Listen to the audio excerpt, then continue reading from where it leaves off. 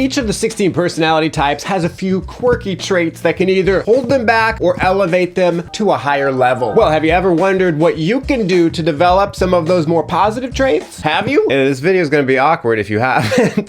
Today we're going to look at habits that each of the 16 types can develop if they want to be better versions of themselves. You might even say developing habits to become your favorite version of yourself. Now, building habits is quite a salient subject for me and for the sponsored segment, which I think you're going to like. Now, as a new dad with no time to do much except work and change diapers, I've gotten a little bit rounder. I needed to either take action or buy larger pants, and I ain't buying new pants, darn it. Luckily, I've got Future, the fitness app and sponsor of this segment that pairs you with your own personal trainer. I've been working with my trainer, David, who's analytics and numbers driven. He designed a fitness plan unique to me, and it's been working great. Whether you're only able to do body weight workouts at home, or if you prefer to hit the gym, or even if you're traveling, your coach will build it into your plan. With voice prompts, video check-in calls, and messaging within the app, you'll feel like your trainer is always by your side. Always, Frank? Always. In just 10 days, I've already seen a noticeable difference in my energy levels and overall sense of well-being. And I'm excited to see what the future holds. Literally the future, not the app, which is also called Future, but also the app too. Future has an amazing offer for you guys. Sign up now with my link and get your first month with a personal trainer for only $19. I hope the FBI isn't watching because that's a steal. Go to tryfuture.co/FrankJames and start your journey to a healthier, happier you today. Thanks for Future for sponsoring that segment, and now back to my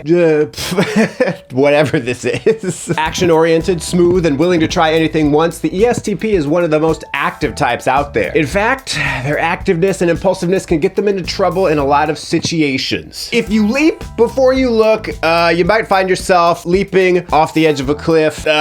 Generally not good. Wish I had looked first. The most important habit for ESTPs to develop is mindfulness. The process of stopping what you're doing and being mindful of what you're experiencing. It's funny because ESTPs are great at living in the moment, but you need to stop, slow down, process what's happening. Even just a little mindfulness can prevent ESTPs from getting into irreversible situations. Frank, why do you keep saying situations? It wasn't funny the first time. I don't know. Fun-loving ESFPs can be just as impulsive. ESFPs are always chasing that next high of excitement, whatever it is that can make them feel more alive. This can be a problem for ESFPs because they might find themselves trying to push the envelope in ways that aren't always healthy or safe, like extreme sports or parties that get a little too crazy. You know what I'm talking about. You know, the parties where they got a little punch and someone spikes it with a little Metamucil. You'll be in the bathroom for hours. Frank, Metamucil doesn't even do that. All right, so the habit ESFPs should develop is contentness. Being okay with how things are right now. Not everything needs to be new and exciting, and learning to savor the small things in life can help ESFPs find satisfaction in the long run. On the opposite end of the fun-loving spectrum, we have the ISTJ, who is instead known for their sometimes serious and professional demeanor. It's nice to have an ISTJ around when you want to keep the ship sailing smoothly. Their I know best mindset combined with their hardworking personalities makes them fantastic workers, if a little strict with the rules. Their adherence to rules and their established methods can actually be their downfall, and the habit that they need to develop is to simply learn that it's okay to seek opinions or methods that exist outside of their box. I know, the ISTJs, they have this fear. They feel like if they stray too far from the path, then everything will fall apart. But you know what? It's actually true in a lot of cases. But on the other end of the spectrum, an obsession with following the protocols doesn't allow for growth. Sometimes it's good for things to fall apart so that you can put them back together. The ISFJ is often considered the helper type, and this is because they're good at jumping into action when someone needs them. They also really love the movie The Help and the Beatles album Help.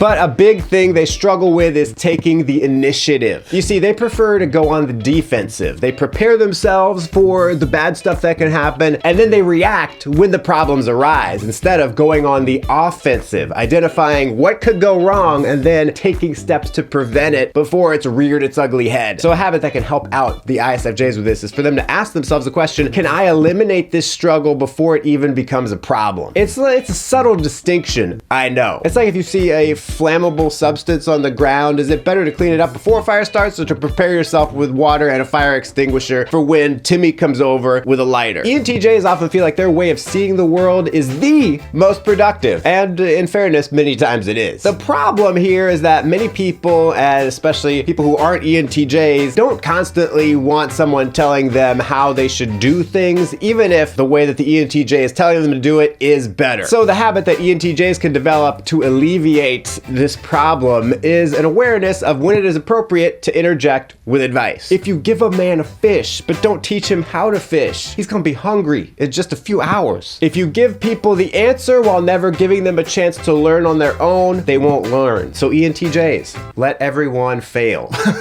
ESFJs get along with most people well because of their empathetic and warm approach. A struggle they face, though, is that sometimes they're overbearing with their caring, doing favors or scheduling things for people they care about without the other person's opinion or input on the matter. Like a parent who signs their kid up for soccer because they think the kid will have fun, but the kid hates soccer. One habit you could develop as an ESFJ is to learn to ask someone if they would like your help and then to respect their response. I know you just feel the pull of it. You're like, I should just swoop in and help them. It would be stupid for me to ask if they want my help. No, sometimes people just want to be left alone, even if you could help them out, and your good intentions could be making your relationships suffer. Now, although ENFJs are known as empathetic helpers, they can be surprisingly self-conscious about their own actions and how they appear to others. For example, an ENFJ might be hesitant to give input into a group vote before everyone else has voted because they don't want to appear dumb or go against the majority. A habit that ENFJs can develop is reminding themselves that having their own thoughts or opinions on situations can be a good thing, and that it's okay to make decisions without the approval of other people. ENFJs worry about how others see them more than people actually think about the ENFJ, or anyone really. And for an ENFJ, freeing themselves from that anxiety can be really beneficial. Now, ISTPs, they like to go against the grain and stick it to the man. What man? The man. If they see rules they don't like, or especially if they think they're illogical or dumb, they might break them out of principle. They'll go out of their way to break these rules. In less extreme circumstances, this could be something as simple as just pushing boundaries, like bringing their dog to a park that has a sign that says, "No dogs." What kind of terrible park is that? It don't make no sense. That don't make no sense. These behaviors can cause the ISTP to get themselves into hot water if they aren't careful. A habit ISTPs can develop is to think about the boundaries they are pushing from a wider perspective. Yeah, maybe that rule is in place for a good reason. It's just not a reason that you can think of or relate to. And maybe it's not that much of a pain to actually adhere to a rule that might not make a lot of sense to you. Yeah, some rules need to be broken for progress, but not all of them, and not all at once. Get your dog out of that park.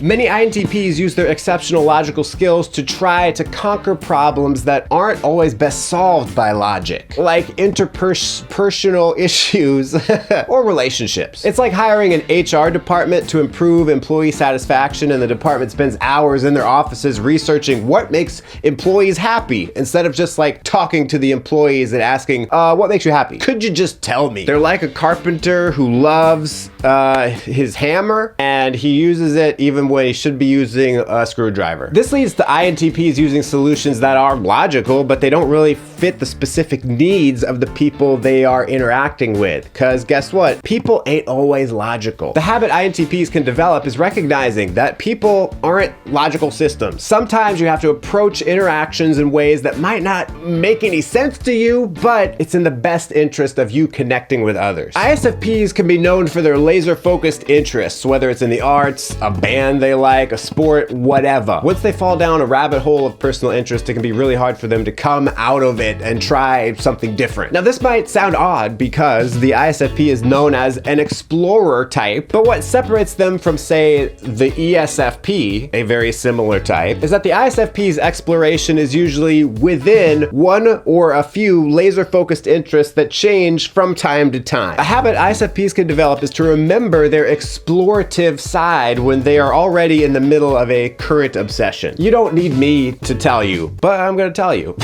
There's a whole world of interesting things out there, and getting super attached to the first interesting one that you come across might leave you wanting more down the road. Known for their dreamer-like personalities, INFPs can find themselves easily caught up in an idealist fantasy that just blooms within their mind. Now, idealism can be a good thing. We need people who dream of a better future to give us an idea of what a good future could look like. Sometimes, though, INFPs get a little carried away, or they want to take drastic leaps towards that future without any of the small steps along the way. A habit INFPs can develop is recognizing that change takes time, and not everyone can see the INFP's perspective as easily as they can. And it might be a great vision for the future, but others might not want to get on board. It's like if we suddenly just got rid of all the fossil fuel emissions from the planet in one day. Sure, that's a good thing, but the majority of the population suddenly not having cars, not a good thing. Could present a few problems, because we don't all have a horse. ENFPs are often seen as a whirlwind to those around them. They're hard to keep up with, they're always doing something new, and they're generally out of control. One thing ENFPs like to do is try to get other people involved in their antics. After all, if I'm gonna have fun doing something, everyone else should have fun doing it too, right? Some people, mainly introverts, can feel exceptionally overwhelmed when an ENFP suddenly throws them headfirst into one of their plots. A habit that ENFPs can develop is learning when it is and when it isn't appropriate to drag people into their fun and games. Some people just want to be left alone. And that's okay. Maybe they're just having a bad day and the ENFP's spontaneous antics aren't the solution this time. Maybe next time. Despite their tendency to hop from project to project, ENTPs can surprisingly get a lot done. Their biggest setback is usually routine and scheduling though, and many ENTPs will spend more time developing or writing out a routine than they will actually spend following one. It's like the routine and the scheduling is so unnatural to them that they get weirdly stuck on it and they're like, I have to figure this thing out. And then you just waste a bunch of time. I'm not saying just give up on routine, but don't sweat it too much. Give it your best shot, take a step back. A habit that can help with this is learning to recognize when a routine is actually going to be beneficial to you as an individual. Like really stop and reflect. Will this routine help me, or is this just something I'm doing because a successful business guru told me this is how he upped his productivity? Finding what works for you will always be better than finding what worked for someone else, and ENTPs usually have unconventional ways of doing things. Focused and forward thinking, the INTJ can often find themselves boarded up in their rooms working on something for days at a time from an inspiring idea they had. The thing they struggle with though is getting too focused in on that one idea. Like working in solitude for a long time without ever stopping to analyze the real world info. For example, you have a great idea for an investment firm business. What is an investment firm? I don't know. No one knows what it means, but it's provocative. And then they're about to launch it, and then they realize there are 5 other businesses with the same model in the same town. Because the INTJ just didn't stop for a second to do the proper research. Because the research isn't the fun part, right? A habit that INTJs can develop is to, every now and then, look around at the real world for the relevance of your ideas. Even if an idea is good in and of itself, it needs to fit into an environment that supports it, like planting a seed in soil versus a crack in the sidewalk. INFJs generally have an easy time analyzing others, but their prying eyes can sometimes be seen as prying. You know, sometimes people just want to live their life without being observed or analyzed every step of the way. A habit that INFJs can develop is to learn when to switch the people analysis mode off and take a step back to analyze themselves in relation to a situation. To intuitives, it can seem like they have a complete mental picture of whatever's going on, but the truth is they might not always have all the information. And especially for an INFJ, they could be creating their complete picture from a few broken pieces. If you make an assumption about a situation and offer unrequested support or advice to someone, you could end up damaging your relationship with them in the long run. So just remind yourself, while I feel like I know what's going on here, maybe I don't have all the info. Thanks for watching, and until next time, stay cool and attractive. They say strangers come to town.